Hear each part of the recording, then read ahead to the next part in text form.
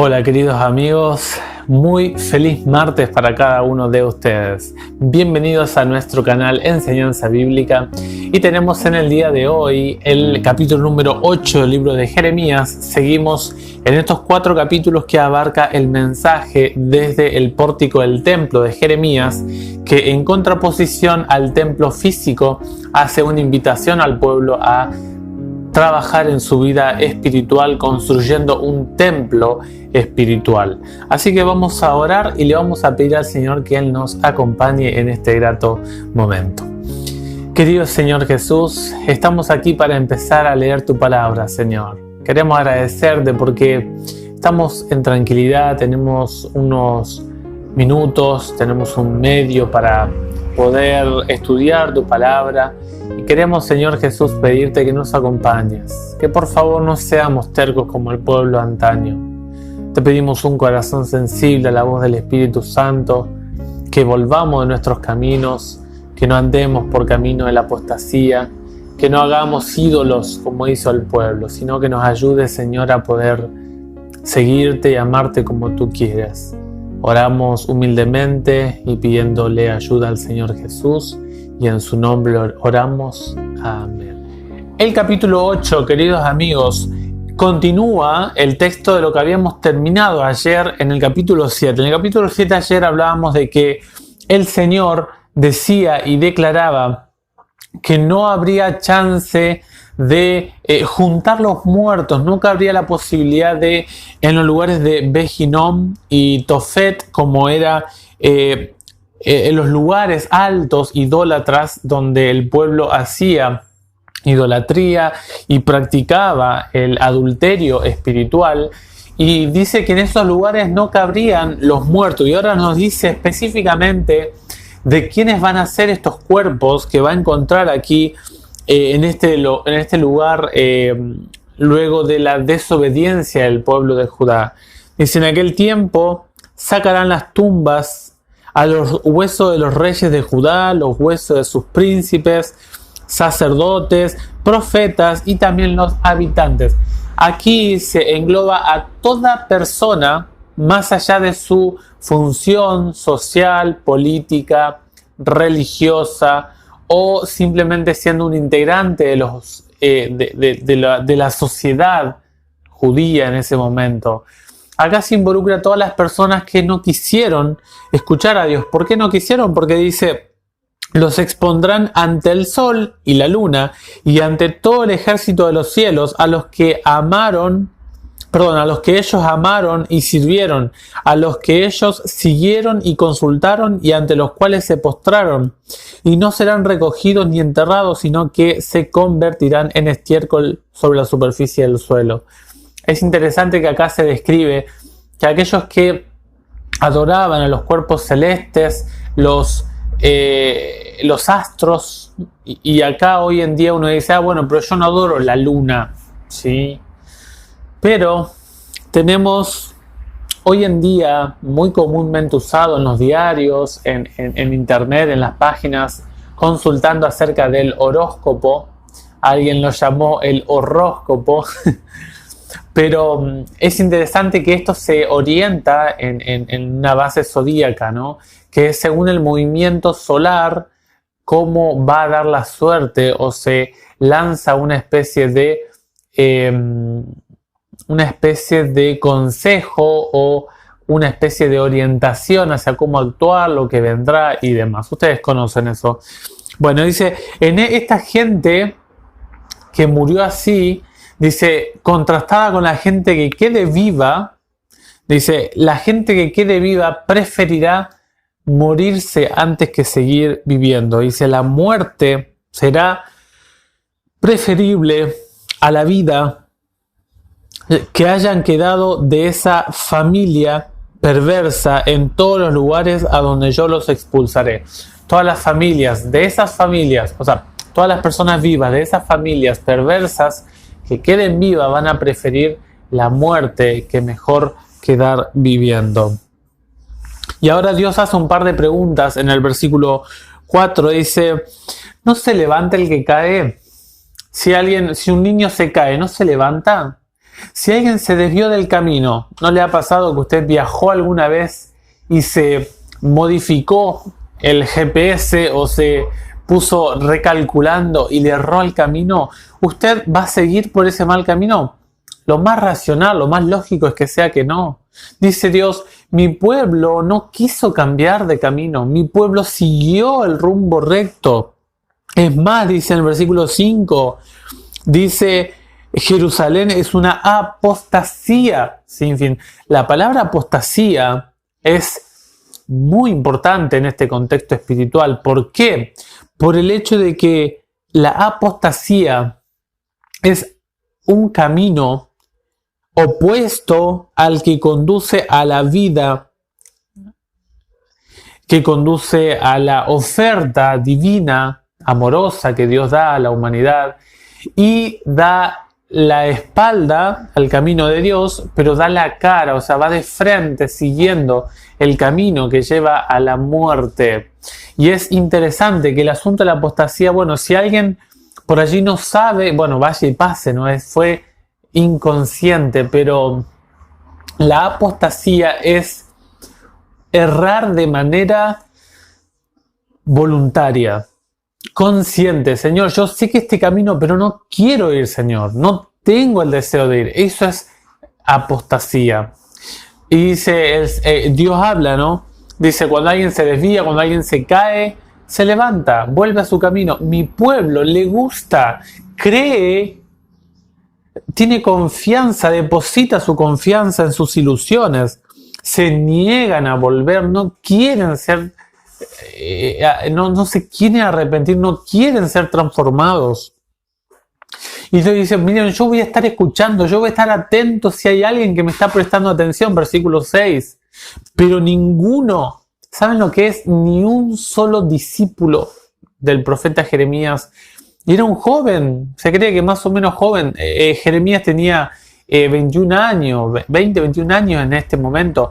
Imagínense un joven que se para en el templo a gritar. Y grita la siguiente semana y anuncia el juicio de Dios a la siguiente semana y repite el mensaje. Oh, Jeremías, ya escuchamos de eso. No queremos, no nos hable, Jeremías, cállate. Dice el texto, ¿no?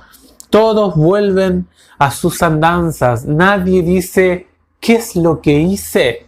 ¿Qué estoy haciendo? Nadie se pregunta, nadie se cuestiona si su actitud está correcta. Dice en el versículo 7, ¿no? Las aves, los pájaros, tienen sus nidos, saben las estaciones, conocen el camino, pero mi pueblo no quiere entender. Los animales se habían vuelto más racionales que la misma criatura humana. ¡Qué tremendo!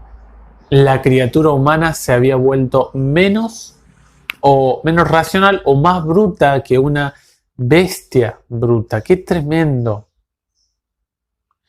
Y saben, aquí dice, ¿no? Y el pueblo dice, nosotros somos sabios. Ah, sí, nosotros tenemos la ley del Señor, tenemos nuestros escribas, ¿no? Pero dice, ustedes se creen sabios por tener la ley. No es solamente suficiente con tener la ley, le dice Jeremías. Es además necesario vivirla. Es como dice allí Santiago, ¿no? Que solamente el hombre que escucha la ley y se mira al espejo y luego se va y no acepta lo que el espejo le dice, estás sucio acá, estás manchado acá, ¿no? Es simplemente algo que se va, algo que no sirve, algo que es inútil. Y no solamente creían que eran sabios porque tenían la ley, sino que además se enorgullecían de que tenían a los escribas. Jesús le dijo a los escribas, ustedes invalidan el mandamiento de Dios, enseñando mandamientos de hombres. Lo ponían al mismo estado que la ley de Dios, o mayor aún, más importancia. La gente estaba cansada de esas normas cuando vino Jesús. Dice en el versículo 9, los sabios, o que se creen sabios, serán avergonzados, quedarán espantados, atrapados. Ellos han despreciado la palabra del Señor. Qué tremendo. Qué tremendo la actitud de desprecio, de desechar de no querer apreciar un escrito está, el consejo divino. Dice, por eso, y en estos versículos 10, 11 y 12, se repite allí en Jeremías 6, 12 al 15, son muy similares estos pasajes y hablan de lo mismo, hablan de que Dios entregará todas las propiedades, todos los bienes materiales que tenía el pueblo, lo entregará a los babilonios, a los asirios y luego a los babilonios. Es interesante, dice, ávidos de ganancia, desde el profeta hasta el sacerdote, no hay nadie limpio. No hacen otra cosa que engañar. Ellos curan a la ligera, no atienden el quebranto de mi pueblo. Dicen, paz, paz, todo va a estar bien, felicidad, shalom, tranquilidad, bienestar. No, todo va a estar bien, felicidad, descansen, armonía. No, esto va a ir todo bien. Era lo que el pueblo quería escuchar. Pero Jeremías era odiado y otra vez nos viene con el mensaje. Ya nos diste la semana pasada ese mensaje, Jeremías. Otra vez nos vas a hablar. Ya lo escuchamos a ese mensaje. Dice el Señor, yo quiero uvas de esta viña, yo quiero higos de esta higuera, pero la planta está marchita. Si la planta, el tronco, la savia está dañada, mucho más el fruto, dice Dios aquí. Porque, y esta es, ahora el versículo 14 habla en sentido de cuando estén en el tiempo de cautiverio. Dice, ¿por qué nos quedamos quietos? Reúnanse y entremos en las plazas fuertes para perecer allí. Porque el Señor nuestro Dios nos hace perecer y nos da de beber agua envenenada. Porque hemos pecado contra el Señor. El pueblo ya se dio cuenta de la consecuencia. Jeremías está escribiendo de una manera futura el presente de ese momento en este texto. Cuando el pueblo declare, el Señor nos ha abandonado. Hemos pecado contra el Señor. Se esperaba la paz y no hay nada bueno. El tiempo de curación y sobrevino el espanto. Desde Dan, allí en el versículo 15, el capítulo 4 de Jeremías se repite esto. Desde el norte de Judá se iba sintiendo, llega a Babilonia y los versículos 16, ¿no? Dice, el resuello de sus caballos, el ruido de sus relinchos, de sus corceles, tiembla toda la tierra, ellos llegan y devoran. Venía Babilonia, venía el enemigo, se estaba anunciando, venía el juicio divino. Dice, porque yo envío contra ustedes serpientes venenosas, contra las que no hay encantamientos. Ellas los morderán, palabra del Señor, y no habrá remedio. Y ahora viene el clamor del profeta. El profeta nos describe cómo él se siente. Me invade la aflicción, mi corazón está dolorido. El grito alarma de la hija de mi pueblo se eleva a lo largo de todo el país. ¿No está el Señor en Sión? ¿No está en ella su rey? ¿Por qué me han indignado con sus ídolos, con las vanidades del extranjero? Qué pregunta que hace Jeremías impulsado por el Espíritu de Dios. Y se muestra aquí el corazón de Dios que está dolido. Y dice, pasó la cosecha, terminó el verano y nosotros no hemos sido salvados, Señor. Más adelante Jeremías, en el capítulo 25, nos va a decir cuánto tiempo va a ser esa estación seca que va a pasar el pueblo.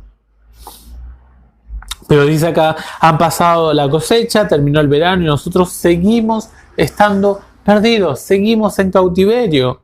Estoy abrumado por el desastre, dice Jeremías, de la hija de mi pueblo. Estoy ensombrecido. La consternación se apoderó de mí. ¿No hay más bálsamo en Galaad? ¿No hay allí ningún médico? ¿Por qué entonces no cicatriza la llaga de la hija de mi pueblo? Faltaba tiempo para que cicatrice. Y el clamor del profeta se ve a las claras en estos versículos. Desfallece su alma. Se pregunta si no había sanidad para el pueblo. ¿No había un descanso en Galaad? ¿No había restauración? Sí. Sí que había.